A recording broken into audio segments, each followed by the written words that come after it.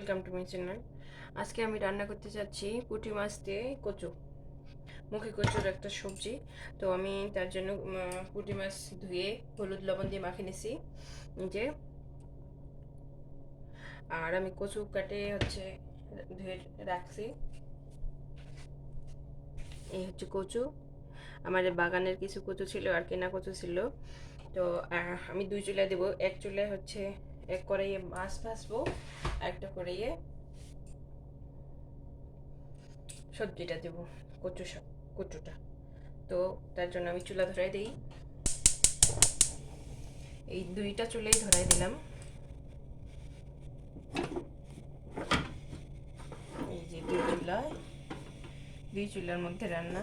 তো আমি অপেক্ষা এখন করি চুলাটা কড়াই গরম হওয়ার।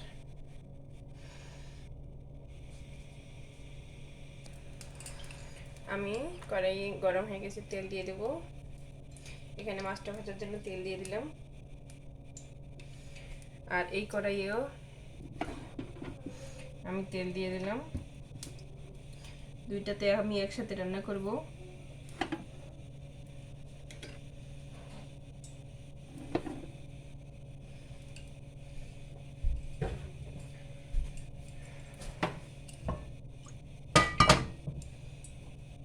দিয়ে দিলাম রসুন কয়েকটা আমি থেতো করে নিয়েছি।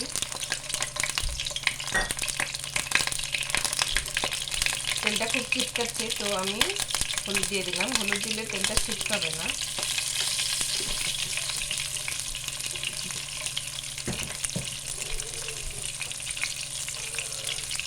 আর দিলাম পাঁচফোড়ন।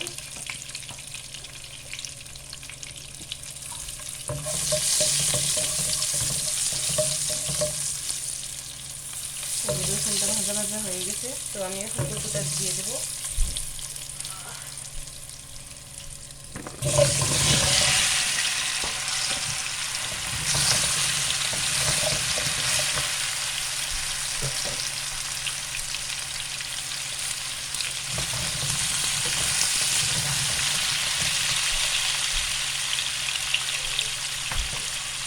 তো প্রথমে লবণটা দিয়ে দেবো। লবণ দিলে তাড়াতাড়ি, লবণ দেওয়ার মানে সবজিতে তরকারিতে তাড়াতাড়ি লবণটা ঢুকে আর সবজিটা সেদ্ধ হয় তাড়াতাড়ি।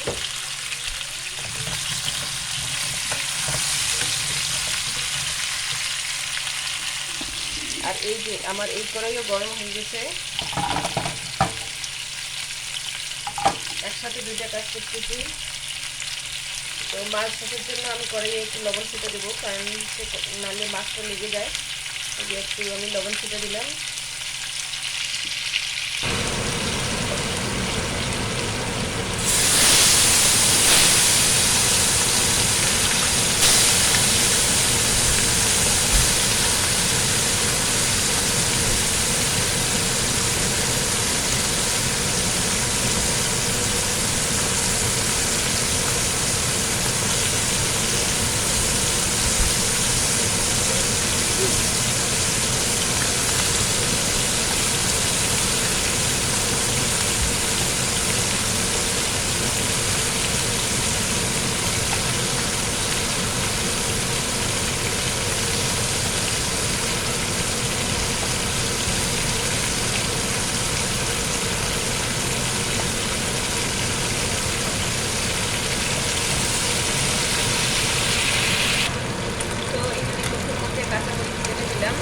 আর কাঁচামরিচ যখন দিলাম বেশি করে দিলাম, কারণ প্রচুর মরিচ একটু না দিলে গলায় ধরবে, গলায় খুব করে ধরবে। এই যে এদিকে আমি প্রচুর ভেজে কষায় নেবো আর কিছুক্ষণ। আর এদিকে আমার কিন্তু মাছ হয়ে যাচ্ছে।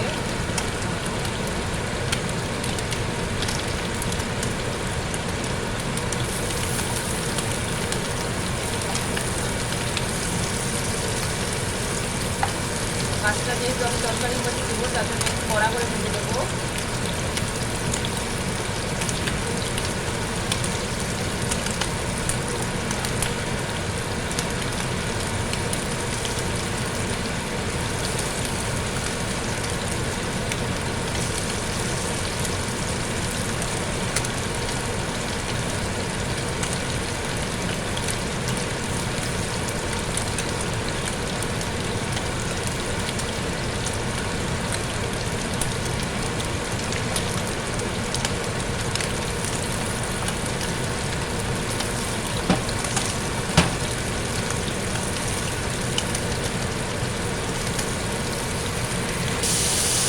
কয়েকটা মাছ আবার দিলাম, ওইগুলো আমি ভেজে নেব।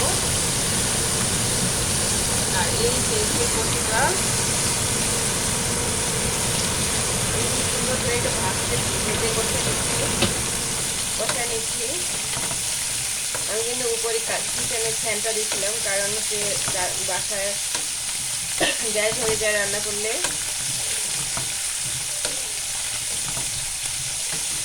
কচুটা সুন্দর কিন্তু ভাজা হচ্ছে, কষানো হবে এইভাবেই।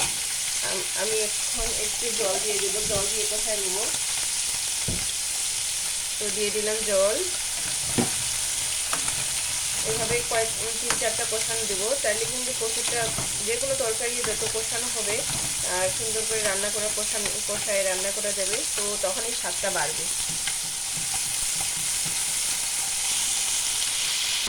তো আমার এই মাছটাও ভাজা হয়ে গেছে, এটাও তুলে নিই।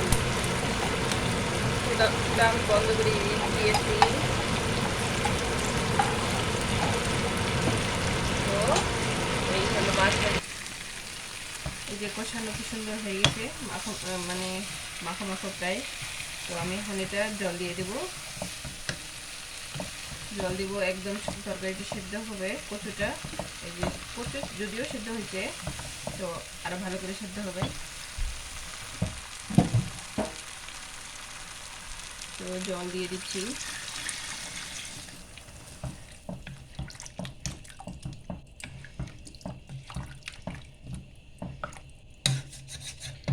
কচুর তরকারিতে একটু জল বেশি করে দিতে লাগে, কারণ কচুর তরকারিটা যখন ঠান্ডা হয়ে যাবে তখন কিন্তু হাতা কাটা হয়ে যাবে। তো আমি জল বেশি করে দিলাম, সেদ্ধ হবে তরকারিটা। সবজি আমার কচু সেদ্ধ হবে সুন্দর মতো।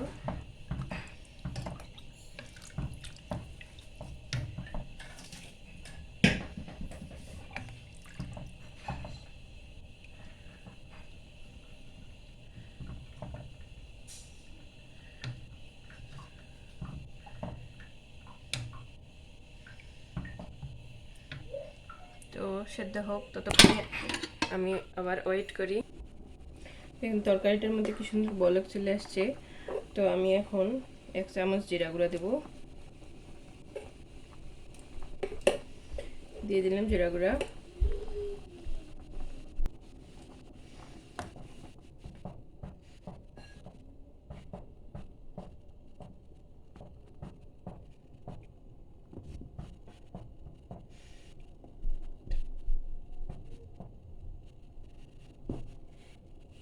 তো এই তরকারি আমার কচু তো এখন সেদ্ধ হোক, আবার আরও জলটা আরেকটু কমে আসুক, তখন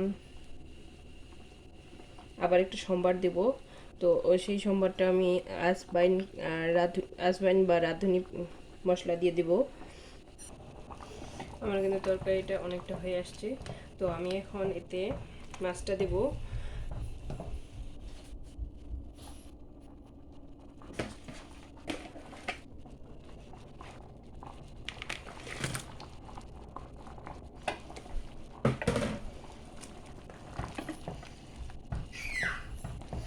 দিয়ে দিলাম মাছটা। এখানে মাছটা হোক, আর আমি এই যে আরেকটা কড়াই বসাই দিছি, এই কড়াইয়ের মধ্যে সম্বার দেব আবার রাঁধুনি মশলা দিয়ে।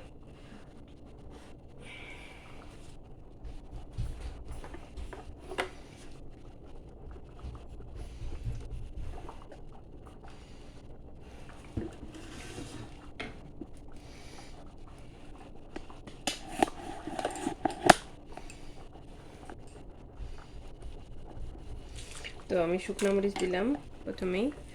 শুকনো মরিচের একটা আলাদাই ফ্লেভার আসবে তরকারিটার মধ্যে, সম্বারটার মধ্যে দিলে।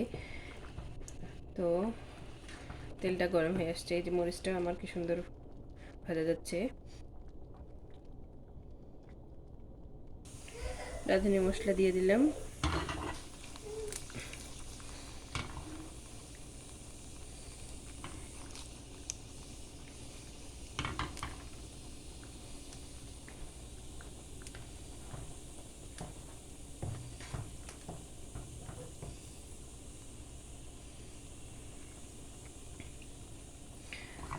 মরিচটা লাল হয়ে গেছে সুন্দর। তো এখন আমি এটা দিয়ে দেব, এই কচুর তরকারির মধ্যে।